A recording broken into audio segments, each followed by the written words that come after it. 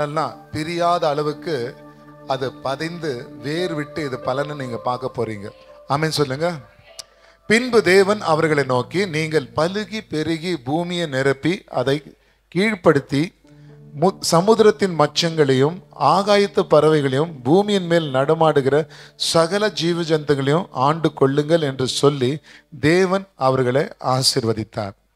தேவ அன்பு பிள்ளைகளே, B fruitful and increase multiply அப்படின்னு பார்க்குறோம். அப்போ நம்ம வாழ்க்கையில நம்ம பலுகி பெருகணும். சொல்லுங்க, நான் பலுகி பெருகிறேன். பாருங்க, ஒரு கல்யாணம் ஆகும்போது பெற்றோர் மணமக்களை எப்படி வாழ்த்துவாங்க? நீங்க எல்லாவற்றிலும் வாழ்ந்து பலுகி பெருகணும். எல்லாவற்றிலும் இல்லையா? எல்லாவற்றிலும் நீ வாழ்ந்து மகாராஜாவாக மகாராணியாக இருக்கணும் என் செல்லமே என்று சொல்லி, இல்லையா? கண்களால ஆழத்தை எடுக்கிறது ஒரு பக்கம் இருக்கட்டும், கண்களால கண்ணீர், ஆனந்த கண்ணீரால வாழ்த்துக்கிறது நம்ம பார்க்கிறோம். மற்றவங்கெல்லாம் வேடிக்கை பார்க்கலாம், ஆனா பெற்றோர்கள் பாருங்க இப்படியாக வாழ்த்துக்கிறாங்க. ஒரு மணமகனுடைய தாய் தகப்பன் ஆகட்டும், தன்னுடைய மணமகளுடைய பெற்றோர் ஆகட்டும், இருவரும் கண்களால் என்ன வருது, அவங்க காலில் விழும்போது ஆனந்த கண்ணீர் அவங்களுக்கு வருது. என் மகள் இத்தனை காலம் எங்க கூட இருந்தா, இப்போ எங்களை பிரிஞ்சு இந்த கணவனோட கூட இணைய போகிறா. இங்க செல்லமா வளர்ந்துட்டா, அங்க எப்படி இருப்பாளோ, ஆனா என் பொண்ணு நல்லா தான் இருப்பான் என்ற ஒரு உறுதியோட ஆனந்த கண்ணீரோட அவங்க என்ன பண்றாங்க, தங்கத்துக்கு தங்கத்தை போட்டு அனுப்புகிறார்கள், இல்லையா? அப்போ தேவ அன்பு பிள்ளைகளே, எத்தனையோ கல்யாணத்துல பாருங்க, அந்த பந்தம் நன்றாக இருந்து நல்ல செழிக்கிறத நம்ம பார்க்கிறோம். சில பேருடைய பந்தங்கள் முறிந்து விழுகிறது நம்ம பார்க்கிறோம். அப்போ இங்க தேவ அன்பு பிள்ளைகளை, கர்த்தருடைய ஆசீர்வாதம் இன்றைய வரைக்கும் அது ஏற்றுக்கொள்ளுகிற வாழ்க்கையில ஆசீர்வாதத்தை கொண்டு வருகிறது. அப்போ தேவ அன்பு பிள்ளைகளை, தேவன் யாரை முதல்ல ஆசீர்வதித்தார்? யாரை ஆசீர்வதித்தார்? ஆதியாகமம் 1:22 தேவன் அவைகளை ஆசீர்வதித்து, நீங்கள் பலுகி பெருகி சமுத்திரத்தை நிரப்புங்கள் என்றும் பறவைகளும் பூமிகளும் பெருக கடவது என்று சொன்னார். ஃபர்ஸ்ட் மீன்களை தான் ஆசீர்வதித்தார், இல்லையா? சமுத்திரத்தில் இருக்கிறது முதல்ல.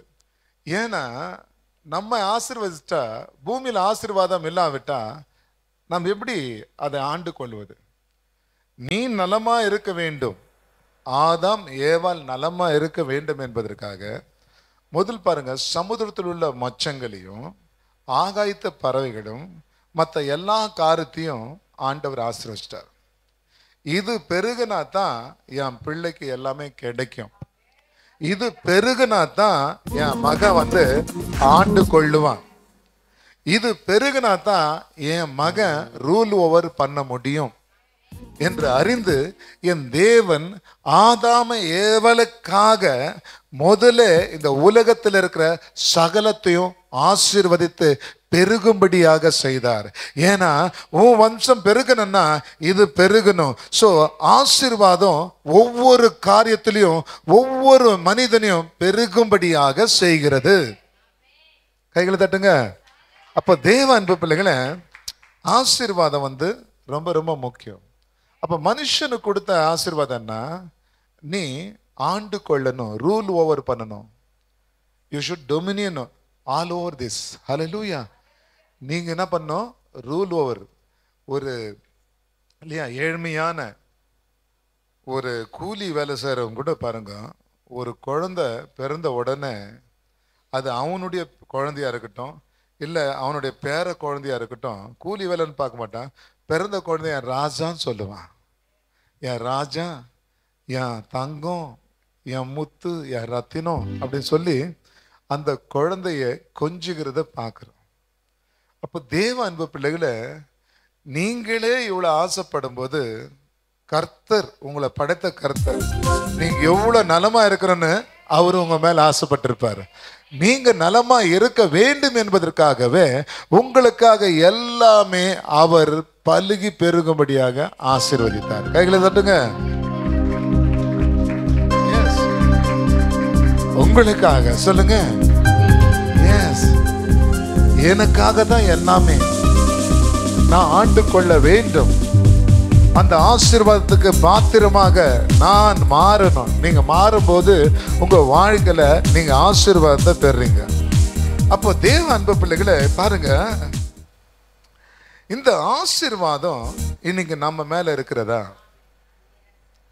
நிறைய பேர் மேல ஆசீர்வாதம் இல்லை. அநேகருடைய வாழ்க்கையில போராட்டம், கவலை, வியாதிகள் தான் ஆளுகை செய்கிறது. இது ஆளுகை செய்ய காரணம் என்ன? உங்க உள்ளத்துல ஆளுகை செய்ய வேண்டிய தேவனுக்கு இடம் கொடுக்காததுனால்தான் அதெல்லாம் கண்டதெல்லாம் உள்ள உங்க வாழ்க்கையில கவலையும் வியாதியும் போராட்டத்தையும் கொடுக்கிறது. ஸோ என்றைக்கு நீங்க ஆண்டவருக்கு இடத்தை நீங்க கொடுக்குறீங்களோ, அவர் வாசப்படியில வெறும் கதவுக்கு தட்டி கொண்டே இருக்க மாட்டார். எங்க துதி இருக்கிறதோ துதிகள் மத்தியில அங்க வீட்டுக்குள்ளே வந்துடுவார்.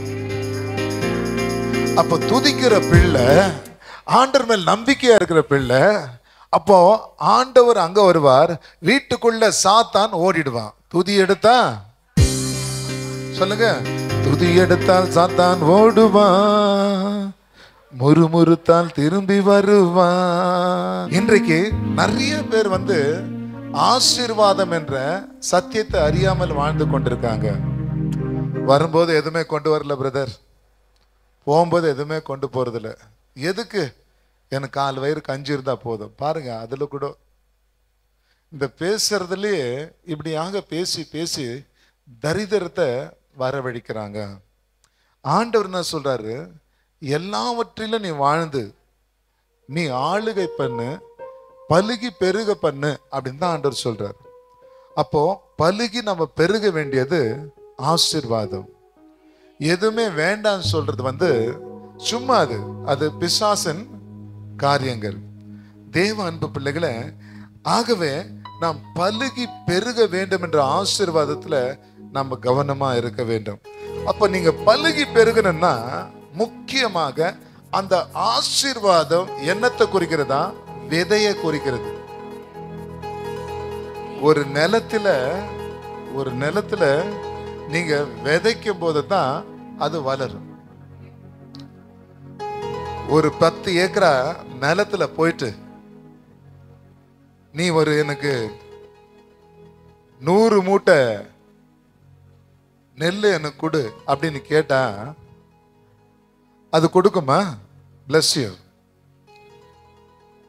அப்ப அது சொல்லும், முட்டாளே, 100 மூட்டை என்ன, 1000கணக்கு மூட்டை நான் தரேன், முதல்ல நீ விதைய போடு. நீ விதை போட்டா நீ கொஞ்சம் போட்டாலும் நான் அதிகமா தருகிறேன். அப்போ வேண்டிய அளவு நீ விதைய நீ போடும்போது நீ கேட்கிறதை காட்டிலும் அதிகமா நான் தருகிறேன். அப்போ போடுறது உங்களுக்கு ஆசீர்வாதமாக வருகிறது. கைகளை தட்டுங்க. bless you. hallelujah. நீங்க போடுகிறது ஆசீர்வாதமா வருகிறது. புரிஞ்சுங்களா? ஹல்லேலூயா. அப்போ தேவ அன்பு பிள்ளைகளை எங்க பாருங்க, ஆதியாகமம் 1:29 பார்க்கலாம். Genesis chapter 1:29. பின்னும் தேவன், இதோ பூமியின் மேல் எங்கும் விதை தரும் சகலவித பூண்டுகளையும் விதை தரும் கனிமரங்கள் ஆகிய சகலவித விருட்சங்களையும் உங்களுக்கு கொடுத்தேன், அவைகள் உங்களுக்கு ஆகாரமா இருக்க கடுவது. அப்போ சாப்பிடுறதுக்குள்ள விதை இருக்கிறது. நீங்க சாப்பிடுற ஒவ்வொரு காரியத்துக்குள்ளயும் விதை வச்சிருக்காங்க. அப்போ நீங்க சாப்பிடுங்க, அதே போல விதையுங்க. விதைக்காவிட்டா வளராது, வளராவிட்டா நீங்க சாப்பிட முடியாது. அப்போ ஒவ்வொரு பழத்திலையும் என்ன இருக்கிறது?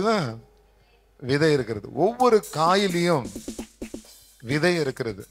அப்போ ஆண்டவர் ஒவ்வொரு காரியத்துல விதையை வச்சிருக்கார். உங்களுக்குள்ளேயும் இல்லையா, நீங்க பலுகி பெருக வேண்டும் என்ற பிள்ளைகள் பெற வேண்டிய விதையை ஆண்டவர் உங்களுக்குள்ள வச்சிருக்காரு. அப்போ நீங்க பலுகி பெருகணும். இப்போ தேவ வார்த்தையை மீறும் போதுதான் இன்னைக்கு நமக்கு கஷ்டங்கள், போராட்டங்கள், வீட்டுக்குள்ள பிரச்சனை, அந்த பிரச்சனை. மைண்ட் செட்டப் நல்லா பண்ணிக்கணும். ஆண்டவருடைய ஆசீர்வாதம் என் மேல இருக்கிறது, நான் இதை பற்றி கொள்ளுகிறேன். ஆதாம் எழுந்தாலும் இயேசு கிறிஸ்து கல்வாரி சிலுவையில் எல்லா சாபங்களை முறியடிச்சு ஆசீர்வாதமா வைத்திருக்கிறார். நான் அந்த ஆசீர்வாதத்தை விட மாட்டேன். நான் ஆண்டு கொள்ளுகிறவன், நான் ஆழ பிறந்தவன் என்று சொல்லி நீங்க தேவன் மேல நம்பிக்கை வைக்கும் போது உங்க வாழ்க்கையில எது இழந்தீங்களோ அதெல்லாம் நீங்க பூர்த்தி பண்ணுவீங்க. ஆமென் சொல்லுங்க. அப்ப தேவ அன்பு பிள்ளைகளை பாருங்க, இந்த ஆதாம் ஏவாலே என்ன பண்றாங்க, ஏதேன் தோட்டத்திலிருந்து bless you hallelujah அவங்கள வந்து துரத்தின பிறகு, அங்க வெளியே வந்த பிறகு அவங்க என்ன ஆயிடுறாங்க, கஷ்டப்பட்டு தான் சம்பாதிக்க வேண்டியதாயிடுச்சு. பாவம் செய்யும் போது பரதேசி ஆயிடுறீங்க. நீங்க என்ன ஆயிடுறீங்க, இதுக்கு பறந்து பறந்து நீங்க சம்பாதிக்க வேண்டியதாயிடுது. இதுதான் பாவங்கள். அவனுக்கு என்னப்பா, ராஜா வீட்டு பிள்ளை 10 தலைமுறைக்கு உட்கார்ந்து சாப்பிடலாம். பாத்தீங்களா, ஆசீர்வாதம் உட்கார்ந்து சாப்பிட வைக்கும். ஆனா சாபம் உங்களை பறக்கடிக்கும். பறந்து பறந்து சம்பாதிக்கிறேன், படுக்க பாய் இல்லை, நேரம் இல்லை.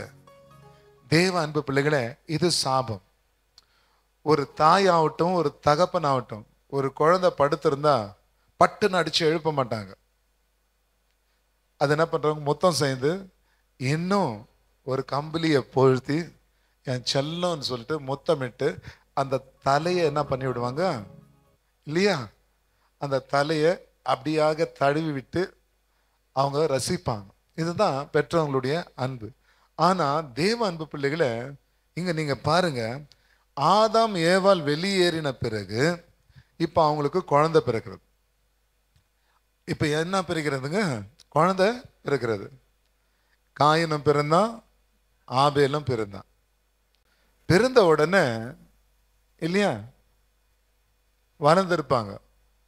வளர்ந்து ஒரு குறிப்பிட்ட வயசு வரும்போது அவங்க வயல்ல விளைஞ்ச அந்த காய்கறிகளை காயினை கொண்டு வந்து ஆண்டவருக்கு பலியை செலுத்துறான். அதே போல அவன் தம்பி கொஞ்ச நேரம் கழிச்சு பிறந்தவன், அவனும் என்ன பண்றான், தன்னுடைய மந்தையில, ஆபேல் அவன் பேரு, கொடுமையான ஆட்டுக்குட்டியை கொண்டு வந்து இங்க ஆண்டவருக்கு அவனும் பலியை செலுத்துறான். இங்க பலி செலுத்தும் போது பாருங்க இல்லையா, பலி செலுத்தும் போது எந்த பலியா இருந்தாலும் ஆண்டவர் உங்க உள்ளத்தை பார்க்கிறார். காயினும் கொடுக்குறான், ஆபேலும் கொடுக்குறான். இவங்க கொடுக்கறதுக்கு காரணம் என்ன, இவங்க தகப்பன் தாய் தன் பிள்ளைகளுக்கு சொல்லி கொடுத்துருப்பாங்க, பாருப்பா நாங்க சந்தோஷமா இருந்தோம் ஒரு குறை இல்லாம ஏதேன் தோட்டத்துல. ஆனா ஆண்டவர் ஒரு கட்டளை சொன்னாரு, அதை நாங்க மீறிட்டோம். அதை மீறினால்தான் இன்னைக்கு எங்க வாழ்க்கையில இவ்வளோ கஷ்டங்கள், போராட்டங்கள். நீங்க அப்படி இருக்கக்கூடாது. ஆண்டோடைய வார்த்தை கேட்கணும். எது செஞ்சாலும் ஆண்டவரை பிரதானம் வச்சு நம்ம ஆண்டவர்கிட்ட காட்டும்போது, கொடுக்கும்போது அவர் வச்சுக்க மாட்டார், உங்களை ஆசீர்வச்சு வேற வழியில கொடுப்பாரு அப்படின்னு அவங்க அப்பா அம்மா போதிச்சிருப்பாங்க. ஆகவே தான் இங்க காயினும் நான் கொண்டு வரான், தன் வயலில் விளைஞ்ச காய்கறிகளை கொண்டு வருகிறான். அதே போல பார்க்கும்போது தன் மந்தையில தலையீற்றா இருக்கிற கொடுமையானதும் இந்த ஆடை கொண்டு வந்து இவனும் பலி செலுத்துறான். ஆனா இந்த காயின் கடமைக்காக கொடுக்கிறான். ஆனா இந்த ஆபேல் ஆவலோடு பாசமாக அன்பாக கொடுக்கிறான். எப்பவுமே கடமைக்காக செய்யற வேலைகள் வர்த்திக்கப்படாது. வேண்டா வெறுப்பா தண்ணி எடுத்துன்னு வந்து வைப்பாங்க, டக்குன்னு வச்சுட்டு போயிட்டே இருப்பாங்க. கணவன் மனைவிக்கு சண்டை நடக்கும்போது இதெல்லாம் நடக்கும். தண்ணி எத்தனை எப்படி வைப்பாங்க, அதில் காட்டுறது. அப்போது அந்த கனவை அப்படி பார்க்கும்போது இப்படி இப்படி ஆட்டின்னு போயிட்டு இருப்போம் இப்படி இல்லையா. ஸோ அங்கே என்ன பண்ணுறாங்கன்னா கோபத்தை இன்னும் அதிகரிக்கிறாங்க. அவர் என்ன பண்ண, உன்னால தான் கோபம் காட்ட முடியுமா, ஏனால நான் காட்டுறேன்னு சொல்லிட்டு அவர் வச்ச தண்ணியை தூக்கி அப்படி விசிலடிச்சுட்டு அவரு போவார் ஜெர்மன். இப்போ வீட்டுக்குள்ள பிசாசு ஆளுகை பண்ணுவானா பண்ண மாட்டானா. அதுதான் எப்பவுமே சகலத்தையும் அன்பால, தேவனுடைய தயவுனால, தேவனுடைய கிருபையால எல்லாமே மாற்றணும். இங்க நீங்க பாருங்க, ஆபேலுடைய காணிக்கையை அங்கீகரிக்கிறார் ஆண்டவர். எப்படி அந்த காணிக்கை ஏற்றுக்கிறாரா, அந்த காலத்துலலாம் அந்த பலிபீடத்து மேல எடுத்துன்னு போய் வைக்கணும். இவன் வெஜிடேரியன் வச்சான்னு வச்சுங்க, அதை எடுத்துன்னு போய் வைக்கணும். இவன் ஆடு வைக்கிறான், அது கட் பண்ணி வைக்கணும். அப்போ மேலேருந்து அக்னி பச்சிக்கும். நீங்க நெருப்பு கொளுத்து தேவையில்லை. இப்பெல்லாம் எங்கெல்லாம் கொளுத்துறாங்களா, அப்படியெல்லாம் தேவையில்லைங்க. அதே பச்சிக்கும். அப்போ யாருடைய காணிக்கை பட்சிக்கிறதோ அதை ஆண்டவர் ஏற்றுக்கொண்டாருன்னு அர்த்தம். அப்போ யாருடைய காணிக்கை ஆண்டவர் ஏற்றுக்கொண்டார் சொல்லுங்க? ஆபேலுடைய காணிக்கை ஏற்றுக்கொண்டார். ஏன்னா ஆபேலையும் அவன் காணிக்கையும் ஏற்றுக்கொண்டார். ஆபேல அவருக்கு பிடித்தது, அவருடைய காணிக்கையை ஏற்றுக்கொண்டார். எப்பவுமே நீங்க ஆண்டவருக்கு பிடிக்கணும். சொல்லுங்க, நீங்க பிடிச்சாதான் நீங்க செய்ததெல்லாம் சாப்பிடுவாங்க இல்லையா. இப்போ ஆபேலை ஆண்டவர் நேசிக்கிறதுனால அவன் காணிக்கையை அங்கீகரிச்சார். உங்களை ஆண்டவர் நேசிக்கணும். நீங்க நல்லா ஆராதிக்கும் போது, கரங்களை உயர்த்தும் போது, நல்லா பாடின போது உங்க பலிகளை ஆண்டவர் அங்கீகரிப்பார். உங்க பலிகளை ஆண்டவர் அங்கீகரித்தா உங்களுக்கு ஆசீர்வாதம் பல மடங்கு வரும். பர் காயின் காயினையும் காயினுடைய காணிக்கையும் ஆண்டவர் அங்கீகரிக்கல. ரெண்டு காரியம். முதல்ல நீங்க நல்லா இருந்தா தான் உங்க காணிக்கையை ஆண்டவர் அங்கீகரிப்பார். இப்ப பாருங்க, நிறைய பேர் வந்தாலும் ஆண்டோடைய வசனத்தை கேட்கறீங்க, கேட்டு நீங்க கொடுக்காதனால வசனமா போயிடுறீங்க. அதே பாருங்க, காய்கறி வாங்கன்னா நீங்க வசனமா போறீங்களா, அங்க பைசா கொடுத்து வாங்குறீங்க. உலக காரியத்தை நீங்க கரெக்டா செய்றீங்க, ஆண்டவர் காரியத்தை கரெக்டா செய்யறதுலன்னா விசுவாசம் என்பது இல்லை. விசுவாசம் தான் இந்த உலகத்தை ஜெயிக்கும். விசுவாசிக்கிறவன் பதறவே மாட்டான். விசுவாசிக்கிறவனை ஆண்டவரை கைவிட மாட்டான். விசுவாசிக்கிறவன் அவன் வாளாக மாட்டான், தலையாக மாறுவான். விசுவாசி சகலத்தையும் ஆண்டு கொள்ளுவான். புரிஞ்சுங்களா? இவன் காய்கறியை கொண்டு பலி செலுத்தினான். ஆனா இங்க இவன் என்ன பண்றான், தலையிற்றுல அப்படின் போது பிறந்ததுல கொழுமையானது கொண்டு ஆண்டவருக்கு பலி செலுத்தினான். அப்போ ஆண்டவருக்கு உகந்ததை கொடுக்கணும்னு பாக்குறோம். பாசம் அலுவில்லாமல் இருக்கும்போது அதுக்கு விலையெல்லாம் குறிக்கவே மாட்டாங்க. அன்புக்கு விலையே இல்லை. அதே போல ஆண்டவர்கிட்ட வரும்போது அவ்வளவு நீங்க அன்பு செய்யும்போது அவரும் அளவில்லாமல் நீங்க கையிட்டு செய்கிற காரியத்தை ஆசீர்வதிப்பார். இங்க நம்ம பார்க்கலாம், தேவ அன்பு பிள்ளைகளை, காயினுடைய காணிக்கையை தேவன் அங்கீகரித்தார். அங்கீகரிச்ச உடனே நல்லா கவனிச்சு பாருங்க, ஃபர்ஸ்ட் பிசாசு ஏவாள் மேல கிரியை செய்தான். அந்த ஏவாள் மூலமா ஆதாமுக்கும் அங்க என்ன ஆயிடுச்சு, சாபம் வந்தது. இப்போ அந்த சாபம் என்ன சாபம் பிசாசுக்கு வந்தது. தேவன் பிசாசு என்ன சபிச்சார், உன் வித்துக்கும் ஸ்ரீயின் வித்துக்கும் என்ன பண்ணுவேன், நான் பகை உண்டு பண்ணுவேன். அப்போ ஸ்ரீயின் வித்துனால பிறந்தவன் உன் தலையை நசுக்குவான் அப்படின்னு ஆண்டவர் சபிச்சார். இப்போ பிசாசுக்கு என்ன ஆயிடுச்சுன்னா, இந்த ஏவாள் வயித்துல பிறந்த காயின் இல்லைன்னா ஆபேல் இயேசுவா இருப்பாங்க, இவங்க தான் என் தலை நசுக்குவாங்கன்னு சொல்லிட்டு அவன் என்ன பண்ணிட்டான், காயினை தன் பக்கமாக ஃபஸ்ட்டை திருப்பிட்டான். திருப்பி அவன் என்ன பண்ணுறான், இந்த ஆபேலை அவன் கொலை பண்ணுறான். பார்த்தீங்களா? அவன் நினைச்சான் இவங்க தான் இயேசு கிறிஸ்துன்னு. இல்லை, பிசாசு இயேசுவை அவன் அழிக்கவே முடியாது. ஹல்லேலூயா. ஆபேலை கொலை பண்ணிடுறான். தம்பின்னு கூட பார்க்காம பாருங்க, அடிச்சு ரத்தம் சிந்த வச்சு கொலை பண்ணிடுறான். அப்போ அவனுடைய ரத்தம் பரலோகத்தில் இருக்கிற தேவன் இடத்துல கம்ப்ளைண்ட் பண்ணுகிறது. ஆண்டவரே, எனக்கு அண்ணன் என்னை கொன்னுட்டான். ஆண்டவர் வந்து அவங்ககிட்ட பேசுறாரு. யார்கிட்ட பேசுறாரு? காயின்கிட்ட பேசுறாரு. கர்த்தர் காயினை நோக்கி, உன் சகோதரனாகிய ஆபேல் எங்கே என்றார். அதற்கு அவன், நான் அறியேன், என் சகோதரனுக்கு நான் காவலாளியோ என்றான். இங்க நல்லா கவனிச்சு பாருங்க. எப்போ பிசாசின் பிள்ளையா மாறிடுறோமோ அப்போ நம்ம என்ன பண்றோம், பிசாசு நம்மளை ஆண்டு கொள்ளுகிறான். இங்க காயின் பதில் சொல்ல, இப்ப காயினுக்குள்ள இருக்க பேய் தான் ஆண்டவர்கிட்ட பேசுது. என் தம்பி, ஏன்னா தம்பின்னா தனிமையா இருக்கிறது சரியில்லை, ஒருத்தனுக்கு விளையாடுறது தான் தம்பி, தங்கச்சி, அண்ணன் எல்லாம் நம்மளுக்கு ஆண்டவர் கொடுக்கறது. அப்போ பெரியவனா இருக்க நாம் சின்னவனை வழி நடத்த வேண்டியது நம்ம ஒரு கடமை. இப்ப இவனா சொல்றான், நான் காவலாளியா அப்படின்னு ஆண்டவருக்கு விரோதமா பேசுறான். அப்போ இவன் பிசாசின் பிள்ளையா இருக்கிறான். இவன் தான் இருக்கான், பிசாசின் பிள்ளையா இருக்கிறான். அப்ப பாருங்க, அதற்கு அவர், என்ன செய்தாய், உன் சகோதரனுடைய ரத்தத்தின் சத்தம் பூமியில் இருந்து என்னை நோக்கி கூப்பிடுகிறது. அதனால தான் ரத்தம் சிந்தக்கூடாது. சொல்லுங்க. மனுஷனுடைய ரத்தம் ஆண்டுடைய சாயல் இருக்கிறோம். ஆகவே ஆண்டவர் ரொம்ப கோபம் வருமா. அதனால தான் சில மனுஷங்களாம் துக்கப்படுத்தக்கூடாது.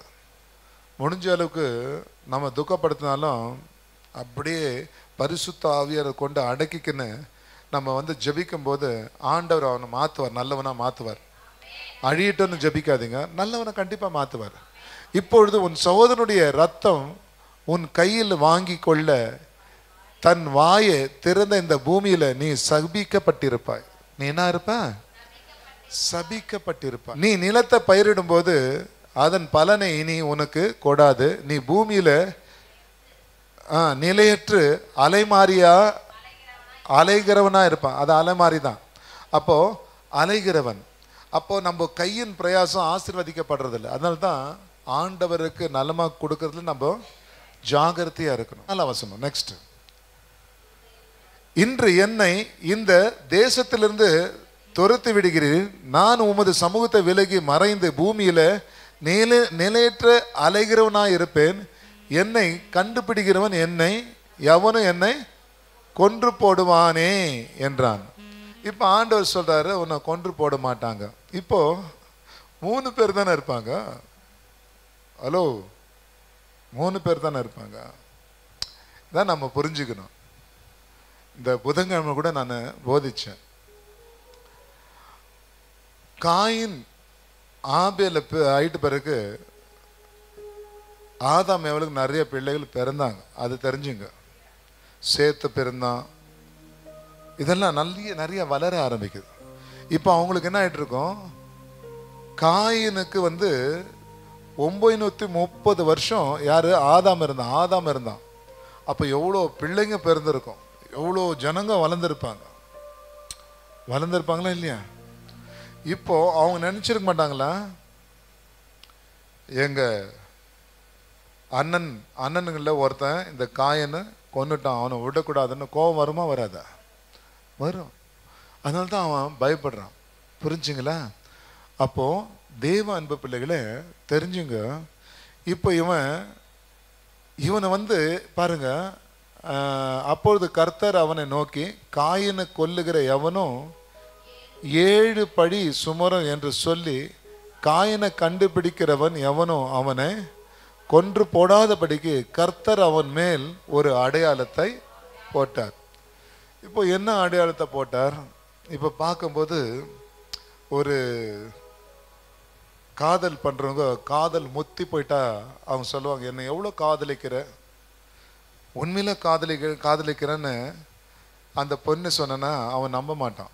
ஏன்னா அழகான பெண்ணு வேற, என்ன காதலிக்கிறாரோ இல்லை வேற ஒன்று காதலிக்கிறாரோ அவனுக்குள்ள ஒரு இது. அவன் என்ன பண்ணுறான், என்ன நீ காதலிக்கிறியா இல்லை சொல்லு, நாளைக்கு என் பர்த்டே வருது என்ன செய்கிற அப்படின்போது நான் எப்படி நான் ப்ரூவ் பண்ணுவேன் அப்படின்னு அந்த பெண்ணு கேட்பான். அப்போ இங்கே என் பேரை போட்டுக்கோ, என்ன போட்டுக்கோ, இப்படி நீ கையை தூக்குற மாதிரிலாம் என் பேரை படித்தா நீ வந்து கமிட் ஆகிட்டுக்கிற எனக்குன்னு அர்த்தம் அப்படின்னு பேரை போட்டுக்கோன்னுவாங்க. சில பேர் பண்ண ஒரு அடையாளத்தை போட்டுக்கிறாங்க. பெரும்பாலும் இப்படி போடுறவங்க கட்டாயி ஓடிடுறாங்க. ஆனால் இங்கே அது போல் ஒரு அடையாளத்தை கேட்குறான், எனக்கு ஒரு அடையாளத்தை போடுன்னு. என்ன அடையாளம்?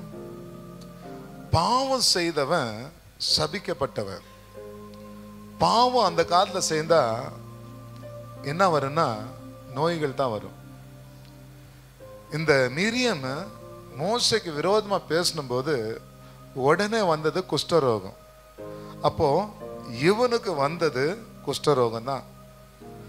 ஊருக்கு வெளியே தான் இருப்பான் குஷ்டரோகி, பாருங்க, ஊருக்கு வெளியே. அப்போ எப்போ ஆண்டவர் நம்ம வெறுக்கிறோமோ ஆண்டவர் நம்ம விட்டு போயிடுவார். எப்போ நம்ம கொலை பண்ணி இந்த மாதிரி எல்லாம் செய்கிறோமோ நம்ம வாழ்க்கையில் துரத்தப்படுகிறோம். நாம் எந்த காரியம் செய்தாலும் பலிக்காது, நாம் குஷ்டரோகியாக மாறுகிறோம் அப்படின்னு வேதத்தில் பார்க்குறோம். அப்போ தேவ அன்பு பிள்ளைகளை யோசிங்க, நாம் எப்பவுமே ஆண்டவருடைய பிள்ளையாக, ஆண்டவர் இப்படி ஆசீர்வாதத்துக்கு பாத்திரமாக, கொஞ்சம் யோசனை பண்ணி பாருங்க. ஆண்டவருக்கே நம்ம காணிக்க கொடுக்கலன்னா மற்றவங்களுக்கு நம்ம நல்லது செய்வோமா? ஆண்டவரே நம்ம நேசிக்கலைன்னா மற்றவங்களுக்கு எப்படி நம்ம நேசிக்க முடியும்? அதனால தான் நிறைய பேர் பெத்த அப்பா அம்மாங்களுக்கு சோறு போடுறது கிடையாது. பெத்த அப்பா அம்மாங்களுக்கு வந்து அவங்க கணக்கு பார்த்துட்டு இருப்பாங்க. பெத்த அம்மாவை அப்பா அவங்கள கூட வச்சுக்க மாட்டாங்க, துரத்திடுவாங்க. அப்போது அவங்க நல்லா இருக்கிற மாதிரி தான் தெரியும், கண்டிப்பாக அவங்க பரத்துக்குள்ளே போகவே முடியாது. தேவ அன்பு பிள்ளைகளை, ஆகவே ஆண்டவருடைய ஆசீர்வாதம் நீ பலுகி பெருக வேண்டும். சரி, அப்படின்னு நம்ம பார்க்கும்போது இப்படி வரலாம். ஆபிரகாமை ஆண்டவர் அழைக்கிறார் இல்லையா? ஆபிரகாமை ஆண்டவர் அழைக்கிறார். 12ஆம் அதிகாரத்தில் ஆபிரகாமை ஆண்டவர் அழைக்கிறார். அவன் 75 வருஷம் ஆனாலும் பிள்ளைகள் இல்லை. பாருங்க, இதுதான் சாபம். கனி கொடுக்கல, பலிக்கு பெருகலை, குடும்பத்தில் வளர்ச்சி இல்லை, பிஸ்னஸில் வளர்ச்சி இல்லை. இவன் வயதாகி இப்போ வீடு போ போ காடு வான்ற நேரத்தில் ஆண்டவர் அழைக்கிறார். ஜெனிசிஸ் சாப்டர் 12, ஆதியாகமம் 12, 1 முதல் 3 வாசிக்கிறேன். கர்த்தர் ஆபிரகாமை நோக்கி, நீ உன் ஜனத்தையும் உன் இனத்தையும் உன் தேசத்தையும் உன் இனத்தையும் உன் தகப்பனுடைய வீட்டையும் விட்டு புறப்பட்டு நான் உனக்கு காண்பிக்கும் தேசத்துக்கு போ. நான் உனக்கு காண்பிக்கிற தேசத்துக்கு போ. நான் உன்னை பெரிய ஜாதியாக்கி உன்னை ஆசீர்வதித்து உன் பேரை பெருமைப்படுத்துவேன். நீ ஆசீர்வாதமா இருப்பாய். அப்புறம் உன்னை ஆசீர்வதிக்கிறவங்களை ஆசீர்வதிப்பேன், உன்னை சபிக்கிறவனை சபிப்பேன். பூமியில் உள்ள வம்சங்கள் எல்லாம் உனக்குள் ஆசீர்வதிக்கப்படும். அப்போ தகப்பனாக மாறுகிறார். ஒரு தகப்பன் தான் இப்படி செய்ய முடியும். ஒரு அங்கிளா இருந்தா நீ சண்டை போட்டா நான் நம்ம பண்ண முடியும் அப்படின்னு பார்த்து நடந்துக்க உஷாரு அப்படின்னு. ஆனா இங்க ஒரு தகப்பன், உனக்கு ஒரு பிரச்சனை இருந்தனா நான் அதை விட மாட்டேன். உன்னை ஒருத்தன் வாழ்த்துனா அவனை நான் வாழ்த்துவேன். உன்னை அவனை நான் அடிச்சேன்னா அவனை நான் அடிக்காம விட மாட்டேன். இதுதான் உடன்படிக்கை. சொல்லுங்க, இதுதான் ஆசீர்வாதத்தின் உடன்படிக்கை. இப்ப இவன் என்ன பண்றான், ஊரை விட்டு ஆண்டவர் சொல்லு வண்ணமாக போறான். கிழமை போறான். போன உடனே 13ஆம் அதிகாரம் 2ஆம் வசனம் சொல்லுகிறது. So 13 verse 12. ஆபிரகாம் மிருக ஜீவன்களும் வெள்ளியும் பொன்னுமான ஆஸ்திகளை உடைய சீமானா இருந்தான். பாருங்க, ஆண்டோடைய வார்த்தை கேட்கும் போது ஆசீர்வாதம் பொன்னு வெள்ளி வரும். சொல்லுங்க, பொன்னு வெள்ளி வரும். இங்க பொன்னு வெள்ளியும் உடைய சீமானா இருந்தான். அப்ப ஆண்டோடைய வார்த்தை நீ கேட்டு நடக்கும்போது உங்க வாழ்க்கையில பொருளாதாரம் வளர ஆரம்பிக்கும். பொருளாதாரம் வளர ஆரம்பிக்கிறது. ஹல்லேலூயா. அப்போ உங்க வாழ்க்கையில ஆண்டோடைய வார்த்தை நீங்க கேட்டீங்கன்னா இந்த ஆண்டுல பொருளாதாரம் வளரும். சொல்லுங்க, பொன்னும் வெள்ளியும் வளரணும். ஆமீன். பொண்ணு வெள்ளியும் வளரணும். ஆமீன் சொல்லுங்க. சந்தோஷமா சொல்லுங்க. பொண்ணு வெள்ளிய வளரும். பொண்ணு வெள்ளி மாறுபடி கல்ல வைக்கிறது இல்ல, விதைக்கிற ஒரு பிள்ளையாக வளரணும். God bless you. Hallelujah. ஆண்டவர் உங்க வாழ்க்கையில மாற்றங்களை கொண்டு வருவார்.